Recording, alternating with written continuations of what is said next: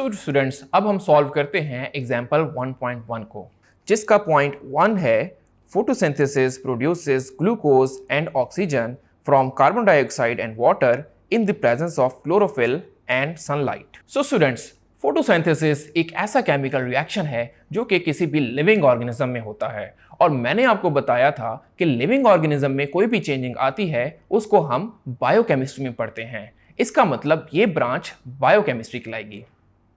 Students, let's move on to point number 2. Plantation helps in overcoming greenhouse effect. Greenhouse effect एक environmental problem है, और जब भी हम environmental problem को study करते हैं तो उसको हम environmental chemistry में पढ़ते हैं। इसका मतलब chemistry की ये branch environmental chemistry कहलाएगी। Let's move on to point number 3. Haber's process converts large quantities of hydrogen and nitrogen into ammonia.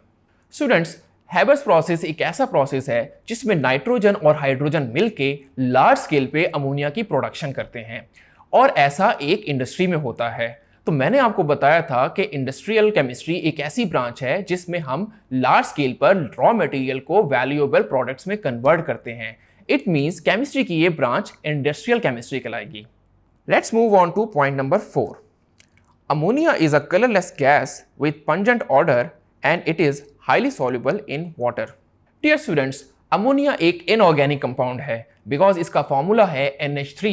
It means इसमें हाइड्रोजन है बट कार्बन नहीं है, और मैंने आपको बताया था कि ऐसे कंपाउंड जो कि इनऑर्गेनिक होते हैं उसको हम इनऑर्गेनिक केमिस्ट्री में स्टडी करते हैं, यानी ये ब्रांच इनऑर्गेनिक केमिस्ट्री कहलाएगी। Let's move on to point number 5. A chemist perform an experiment to check the percentage purity of a sample of glucose.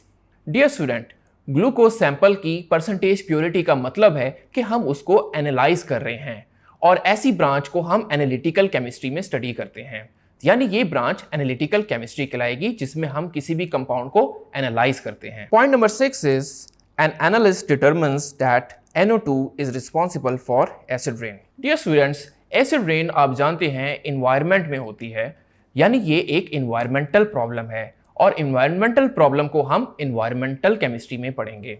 इसका मतलब केमिस्ट्री की ये ब्रांच इन्वायरमेंटल केमिस्ट्री कहलाएगी। Point number 7 is chlorofluorocarbons compounds are responsible for depletion of ozone layer. Dear students, ozone layer भी एक environmental problem है, यानी वो इन्वायरमेंट में पाई जाती है, और क्लोरोफ्लोरो कंपाउंड्स एक ऐसे कंपाउंड हैं जो उनको ब्रेक कर रही है, यानी इनकी स्टडी हम इन्वायरमेंटल केमिस्ट्री में स्टडी करेंगे। इसका मतलब केमिस्ट्री की ये ब्रांच एनवायरमेंटल केमिस्ट्री कहलाएगी। Our next point is alpha particles when bombarded on nitrogen atoms, a proton is emitted. Dear students, जब भी अल्फा पार्टिकल्स को यानी हीलियम के न्यूक्लियाई को नाइट्रोजन पे बम्बार्ड किया जाता है तो उसमें से प्रोटॉन्स एमिट होते हैं। इस ब्रांच को हम न्यूक्लियर केमिस्ट्री में स्टडी करेंगे। इसका मतलब केमिस्ट्री की ये ब्रांच न्यूक्लियर केमिस्ट्री होगी।